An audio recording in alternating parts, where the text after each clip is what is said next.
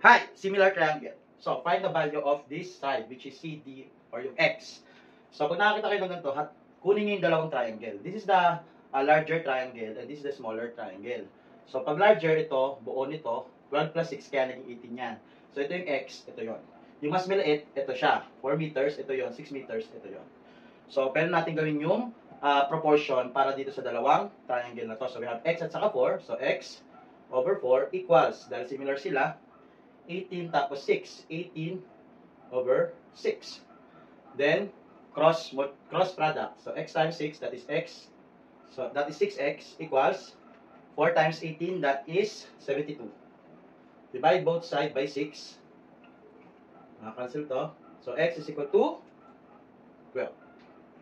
So, ibig sabihin, itong side na to ay 12 liters. Easy. Try mo nga to sa comment section sagot.